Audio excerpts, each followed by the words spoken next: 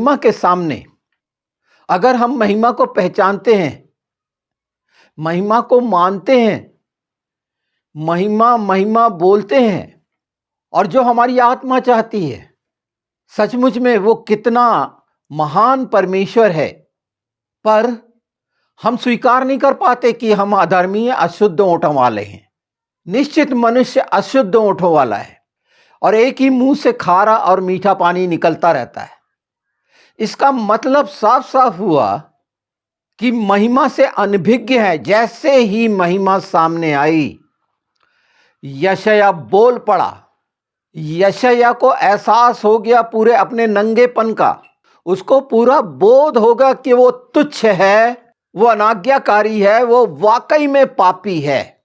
जब महिमा को देखा, और जब तक ऐसी अवस्था मनुष्य की ना हो, आज हम आगे चलेंगे ना, देखेंगे ना, महिमा के वो तमाम दृश्य पवित्र आत्मा के द्वारा आप देखेंगे और उस समय अपने आप को पहचाने जो हम मसीह हुए हैं। बड़ी गर्व की बात है। बहुत सारे विचार आपके अंदर आ रहे होंगे, बहुत सारी चीजें चल रही होंगी। हर इंसान इच्छा रखता है, पर अगर ये समझ नहीं है तो ये सुसमाचार असाधारण है। ये अभिषेक का वो सुसमाचार है जिसे आपको बहुत अच्छे से जान और समझ लेना चाहिए इन अंतिम समयों में। तो वहाँ शराफ जो हैं, शराफीम, जो जिनके 6 पंख हैं और 6 पंख से वो क्या करते हैं, परमेश्वर के सामने कैसे अपने आप को छिपाए रहते हैं, नम्र रहते हैं। ये दो से क्या करते हैं, आपने पिछले वीडियोज में सुना होगा। तो शुरू करते हैं। यशायाह 6। शुरुआत बहुत अद्भुत हो रही, ये भी ध्यान रखिए। क्या मतलब है यहाँ पर? उजिया राजा मरा, ऐसी शुरुआत क्यों? जब उजिया का और पूरा मतलब आप जानेंगे, समझेंगे, मैं बताऊंगा, अभी नहीं, नेक्स्ट वीडियो में हो सकता है, पर यहां से शुरुआत हो रही है। और देखिए, मैंने प्रभु को बहुत ही ऊंचे सिंहासन पर विराजमान देखा और उसके वस्त्र के घेरे से मंदिर भर गया। उससे ऊंचे पर सराफ दिखाई दिए। उनके 6 पंख थे। 2 पंखों से वे अपने मुंह को ढांपे हुए थे और 2 से अपने पांव को, और 2 से उड़ रहे थे। ये ऐसे ही दे दिया गया। और आगे क्या कह रहे हैं? वे एक दूसरे से पुकार पुकार कर कह रहे थे, सेनाओं का यहोवा पवित्र पवित्र पवित्र है, सारी पृथ्वी उसके तेज से भरपूर है। ये असाधारण शब्द वो देख रहे हैं, जो वो कह रहे हैं वो देख रहे हैं। यहां यशायाह देख रहा है उस महिमा में परमेश्वर को, जिसके वस्त्र के घेरे से मंदिर भर गया। कैसे भर गया? क्या समझ रहे हैं इससे? एक अंधेरे कमरे में प्रकाश हो जाना, तेज से भरपूर हो जाना, महिमा के तेज से। यह साधारण प्रकाश और परमेश्वर का सामर्थ्य महिमा से भरा हुआ तेजोमय प्रकाश। जब वचन कहता है उसके शब्द सारी पृथ्वी पर गूंज गए हैं, भर गए हैं, तेजों में सुसमाचार से भर गया है। पर देख कौन रहा है? अगर वो देख रहा है तो वो क्या बोलेगा? वही जो यशायाह ने बोला कि मैं क्या हूं। अगर एक मनुष्य अंधा ही बना हुआ है, इच्छा ही नहीं रख रहा, क्रूस को हम कैसे देख रहे हैं? वचन को हम कैसे देख रहे हैं? यीशु को हम कैसे देख रहे हैं? यहां पर ध्यान देंगे, ये हर बड़ा विशेष बिंदु है। तो जब उसने ऐसा बोला कि मैं क्या हूं, तो वो शराफ ने वेदी के नीचे का अंगारा एक उठाया, कोयला, उस अंगारे को यशायाह के ओंठों से छुला दिया। तो क्या हुआ? अंगारे को ये याद रखिए, गोखलेट बोलते हैं। ये हमेशा याद रखिए, मैं ऐसे ही नहीं भी बता रहा हूं, क्योंकि हिंदी में अंगारा शब्द उतने उसको परिभाषित नहीं कर पाता है। इसीलिए ये कुछ शब्द हैं जो पवित्र आत्मा चाहता है कि मैं आपको बताऊं, तो इसे याद रखिए। ये गोखेलेट, एक शराफ बोल रहा है, एक प्राणी बोल रहा है जो आराधना के उच्चतम स्तर पर रहता है, जो अपने पांवों को छिपाए रहता है, ढांप लेता है और मुंह को ढांपे रहता है, मुंह उघाड़े परमेश्वर के सामने नहीं जाता। आदर का उच्चतम स्तर, सिर झुकाए हुए, मुंह ढांपे हुए। जब महिमा मानता है कोई, जीवित पुनरुत्थान की सामर्थ पर यीशु को पहचानता है कोई, तो उसके मुंह से निकलेगा। और शराब बोल रहा है छुला के कि तेरा अधर्म दूर हुआ, तेरे पाप क्षमा हुए, उस समय बोला गया। तो पाप कौन क्षमा कर सकता है? हमारा उद्धारकर्ता मसीहा यीशु मसीह नासरी, यशुआ। तो अंगारा कौन हुआ? वो वचन, वो अंगारा है।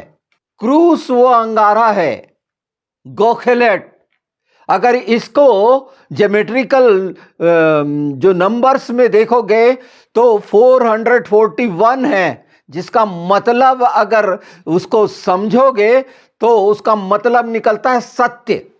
और जब 21 गुणित 21 गुणित 21 करोगे तो ये त्रिएक परमेश्वर जो 777 है, अपने आप समझ में आता है कि परमेश्वर कितना महान है कि हर बात उसकी किसी भी एंगल से, किसी भी दृष्टिकोण से आप देखोगे, अगर देखोगे, और दिखाता यीशु है, वचन है, वो नाम है, नाम अंगारा है।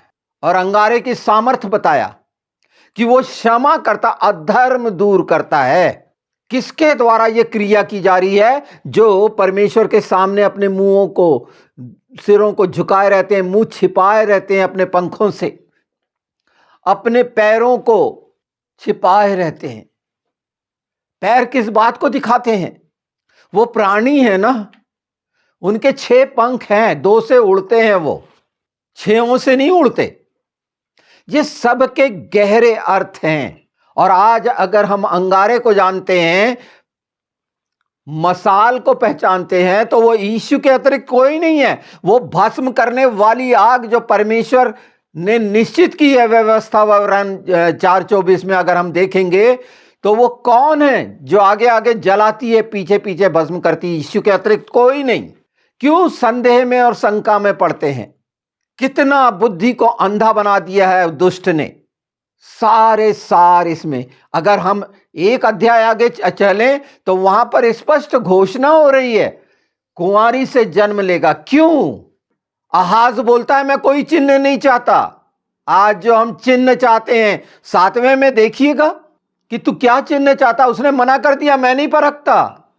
जीवित परमेश्वर को परखना कैसा लगता है? हर जगह खाने पीने में परख रहे हैं, चंगाई में परख रहे हैं, हर जगह परखना परखना परखना शब्द क्यों आता है? क्योंकि संकित हैं, महिमा से वंचित हैं, वंचित हुए, साथ होने के बाद भी अपने आप को धर्मी दिखाकर वंचित होते हैं। मुंह से नहीं निकलता कि मैं अधर्मी हूं, मैं पापी हूं, हर दिन मैं क्या क्या करता हूं, नहीं निकलता, नहीं मैं यीशु के साथ हूं। मनुष्य ऐसा ही निर्बल है, पर परमेश्वर का जीवित वचन हमें हमेशा ये जगा रहा है। और न्याय आग से ही होगा, और न्याय यीशु करेगा, न्याय वचन करेगा, सारी चीजें पिघल जाएंगी। इसीलिए तो प्रकाशित वाक्य में बताया गया है उसकी आंखें कैसे अंगारा है, वो भट्टी जैसे पैर पीतल से तपे हुए क्यों है? अंगारा है वो, गोखेलेत, सत्य है वो। ये खूबसूरती बाइबल के अलावा, परमेश्वर के वचन के अलावा ये सत्य कहीं और मिलेगा? इसके बाद भी अगर एक मनुष्य इतना ढीठ और कठोर है कि वो नहीं मानता, तो जान सकते हैं कि वो संसार और शरीर और शैतान के वश में पड़ा हुआ सिर्फ पाखंड कर रहा है। इन सच्चाइयों को देख के आप हर को परख सकते हैं, पर अपने आप को आपको पहचानना होगा। और उसके लिए यीशु का नाम दिया गया है, पवित्र आत्मा दिया गया है, और वो भी आग है। अर्थात क्या मतलब है? जब तीनों हैं, वचन आग है, पवित्र आत्मा आग है, यीशु आग है, तो क्या अर्थ निकला? आग से सारी चीजें पवित्र की जाएंगी, आग से न्याय होगा, आग से परख होगी। ये सब क्या है? स्पष्ट है, साफ साफ। पर अगर ना समझना चाहे संकित मनुष्य, तो कौन है वो जो सोचता है कि मेरा उद्धार हो गया मन से, और कार्य कौन से कर रहा है?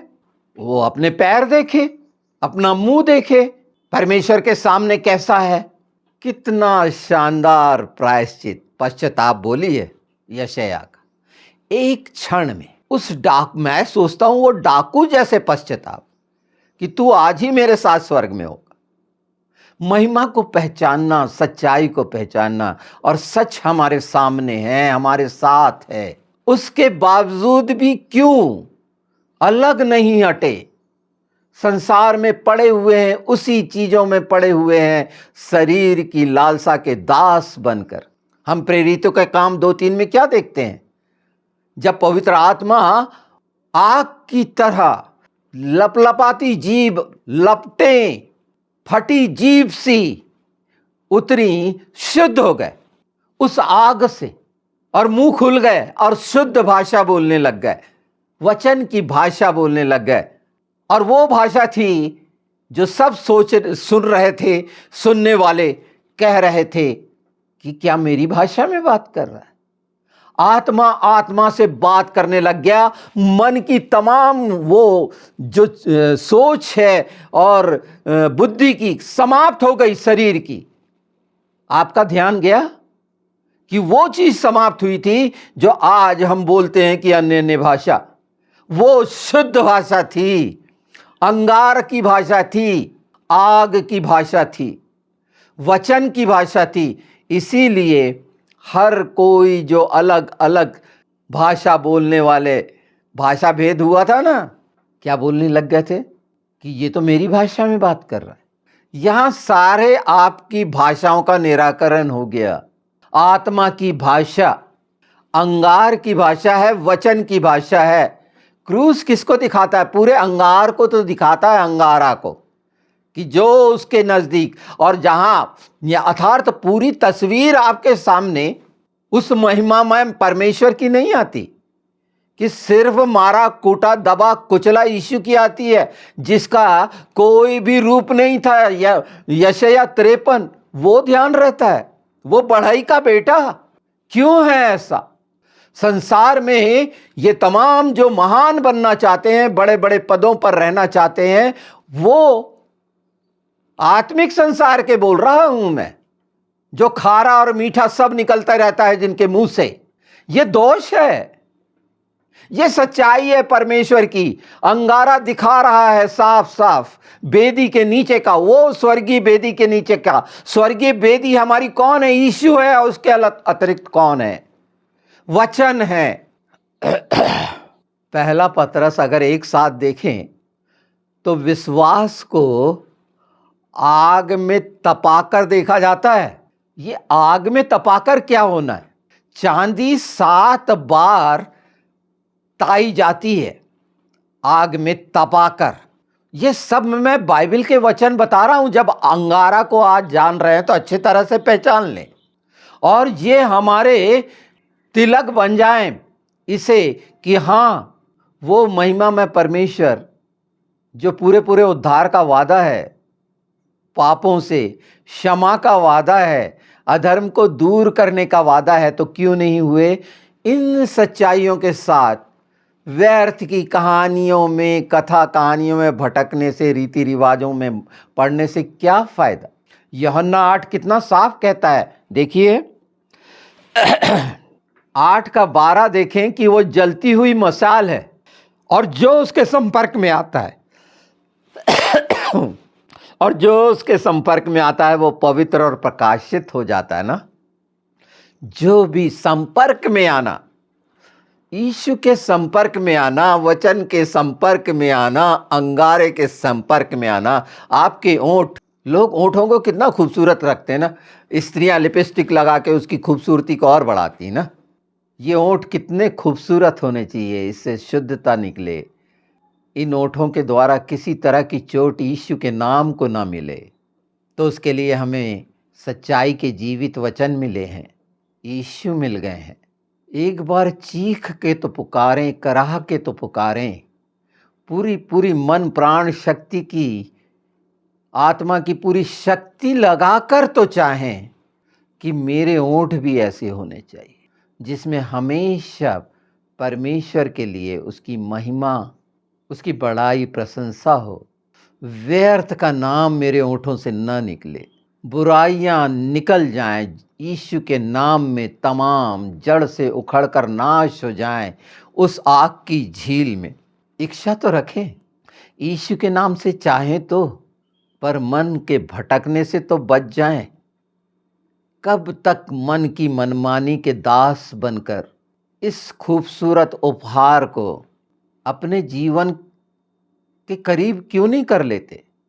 इसके संपर्क में हमेशा क्यों नहीं रहते? बस थोड़ी देर प्रार्थना में रहकर अलग हो जाना क्यों नहीं इच्छा होती? इसलिए आवश्यक है, यीशु के नाम में मांगे ना, ये खूबसूरतियां मांगे अपनी आत्मा के लिए कि हमेशा, और मन को पहचान ले कि कैसे दूर कर रहा है। तो वो आग है ना, एक योद्धा तो बने, उस हारे हुए को और कुचले ना। यीशु ने प्राण इसलिए दिए कि हम पूरे अधर्म दूर हो, पाप दूर हो, तो पश्चाताप के बाद फिर बुराई नहीं होनी चाहिए मुंह से।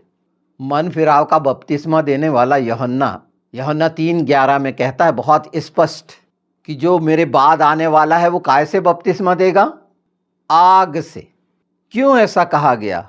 पवित्र आत्मा और आग से बपतिस्मा देगा।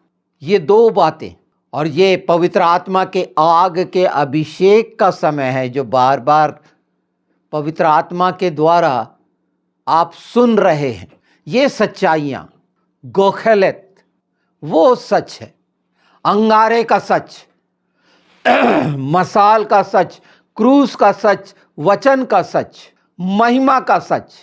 आज आप अच्छे से जान लीजिए इस बात को कि प्रभु यीशु ने जो लूका 12:49 में कहा था, मैं क्यों आया हूं आग लगाने, कौन बोल सकता है? और आग लग गई है, दिख नहीं रही है या देखना नहीं चाहते, या आग से डर लगता है। जो मेरी बहन एक एक्सीडेंट में, 18 एक्सीडेंट, वो जो स्टोव का जमाना था, पीतल का हवा भरते थे, और उस समय बड़े वो पता नहीं नायलॉन की कैसे कपड़े पहनते थे, वो सलवार कुर्ती। मेरी बहन सुबह की चाय बना रही थी मेरे लिए, और मैं एक इंडिया टुडे पत्रिका पढ़ रहा था, सुबह की चाय हो रही थी, और उसमें वो पिन करने के चक्कर में उसके शरीर पे वो मिट्टी तेल और आग आ गई। वो इतनी तेजी से हुई हमारे परिवार में। अद्भुत थी मेरी बहन, जो एक पहचान परमेश्वर ने उसकी बहुत ही विशेष थी।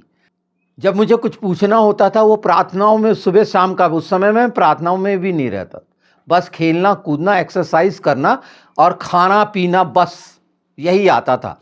तो कोई भी ऐसी बात रहती थी तो उसको मैं बोलता था, मैं उससे छोटी थी, मैं उसे बेबी बोलता था अपनी बहन को, और मेरी बहन मुझे बाबा बोलती। जीवन में जब वो अंतिम, मैंने उसे पानी पिलाया था चम्मच से, और आखिरी घूंट पी के वो शांत सो गई। मैं सोचा सो गई, सचमुच में सो गई फिर वो हमेशा के लिए। उस अंतिम समय में मुझे भैया बोला था उसने एक बार। ये बड़ा अद्भुत है मेरे जीवन का। वो मैं बता रहा हूं कि जब वो सामने दरवाजा जहां मैं लेट के पढ़ रहा था, वो एक धधकती आग जैसे अलग समझ में आई और वो गिर गई। मैं अपने हाथों से बुझाने लगा। ये मेरे हाथों के बीच के देखेंगे, ये निशान है, क्योंकि सब वो जो कौन सा कपड़ा होता पता नहीं, सिल्क जैसे चिपक जाता है, जो नायलॉन होता है क्या, उस समय ओढ़नी वगैरह ऐसी चलती थी। मैं 83 की बात बता रहा हूँ। और फिर मैंने एक कंबल लाया, जल्दी से ढांक दिया। उस समय ऐसा लगा कि पानी, जबकि पानी घड़े गुंडियों में रखा हुआ था, और जब मैंने ढांक दिया तो वो आग बुझ गई। मैंने कहा बेबी, तो उसने फट से आंख खोली। मैंने कहा बच गई, चलो बहुत अच्छा हुआ। उसके बाद वो 5 दिन तक जीवित रहे। ये 17 अगस्त की घटना है, और 23 अगस्त को वो प्रभु में सो गई हमेशा के लिए। उस दिन से जो मैंने आग बुझाई थी, अब मुझे आग से डर नहीं लगता। आग की पहचान हो गई मुझे, और ये मैं स्वर्गीय आग की बता रहा हूं। तो परमेश्वर ने मुझे अद्भुत परिवार दिया, शानदार माँ बाप, शानदार पत्नी, विशेष, सब अलग, जिसका दुख मुझे मेरे मन प्राण आत्मा को झिंझोर देता है। और कैसा अकेला कर दिया, ये कितनी खूबसूरत है कि ये मैं बता पा रहा हूं। इस अवस्था में ये सच्चाइयों को, परमेश्वर बहुत महान है। प्रभु यीशु कैसी आग है, हम प्रकाशित वाक्य 1:14 में देख लेते हैं, है ना? पढ़ते हैं। ये बिल्कुल जो आज आप अंगारा के बारे में सुन रहे हैं, इसे सच बात बता रहा हूं कि गांठ बना ले, इसे कभी नहीं भूलना। मलाकी 3:2-3 कहता है कि वो सुनार की तरह वो जो आग है ना, ऐसे शुद्ध करेगा, और धोबी जैसे पटक पटक के कपड़े को धोता है वैसे शुद्ध करेगा। तो कितना अच्छा है, शुद्ध तो हो जाए। लगता है थोड़ा निचोड़ना और सारा कुछ हो रहा है, मैं जानता हूँ, पर हम उन भावनाओं की तरफ नहीं जान के हम यीशु की ओर हैं। ये बातें तो जाती रहेंगी जो संसार की हैं, भावनात्मक शरीर की, दुख तकलीफ, पर महिमा में आ गए, शुद्धता आ गई, तो फिर कौन सी चीज अंगारे के समान सामने रह पाएगी? दुष्ट आग से डरता है, पवित्र आग, जैसे हर जानवर आग से कैसे डरते हैं, आग ही के द्वारा नवीनीकरण है, नया होना। ये पृथ्वी और आकाश इसीलिए रखें, ये आग से ही नए किए जाएंगे। बहुत हो गया पाप से कराना पृथ्वी का, और वो दूसरा आकाश, ये सब जला बुझा के सब खत्म होना है। पानी से बच गए थे ना, अब पानी से कभी सृष्टि नाश नहीं होगी, ये याद रखिए। ये चाहे बाढ़ आते रहे, हिम स्खलन होता रहे, इस गलत फहमी में नहीं पड़ना कभी, वो धोखा देने वाली दुष्ट आत्माओं के चक्कर में, या इस तरह की कोई भविष्यवाणी करता है, आग से ही नाश होगा, ये भाष्य है, और आग से ही नवीनीकरण होगा। और अंगारा आज हम जा नहीं रहे हैं, तो दूसरा पत्रस 3:10 को मत भूलिएगा। ये सारी बातों का अर्थ उसमें छिपा हुआ है, और सृष्टि का मूल जो है वो प्रकट होगा। यशोदोथ बोला जाता है उसे, नींव, ये सारी चीजें जो नींव है, हमारी दृढ़गढ़ चट्टान, यशोद, वो प्रकट होगी। यीशु का आगमन, यशोदोथ, अर्थात जो प्रकाशित वाक्य 21 है, नया यरूशलेम। तो अंत में फिर एक बार 1 कुरिन्थी 3 जरूर पढ़िए, 13 से 15, और पहचानिए कि परमेश्वर ने आदि से जो ताव रखा, अलफ और ताव, अल्फा और ओमेगा, तो वो ताव, वो प्रतीक, वो चिन्ह, वो मोहर, जिसे क्रूस कहते हैं, वो अंगारा है जो लकड़ी का है, श्रापित है, पर उसी के द्वारा पूरा नया होना है। और इसीलिए जब नया नया नया, तो हम खुद एक नई सृष्टि, कब? तो वह अंगारे के साथ, पवित्र आत्मा के साथ, वचन के साथ, हमारी जो न्यू है, यशोदोथ, याशुआ, इन चीज़ों को पहचाने, सही पहचान हो जाएगी। इब्रानी 12 के अनुसार वो भस्म करने वाली आग सत्य और धार्मिकता की पहचान करा देगी। सचमुच मसीही इन पहचान में आगे बढ़ें, डील डॉल में आगे बढ़ें, अंगारे के साथ, आग के साथ, आग के घेरे के साथ, यीशु के नाम में।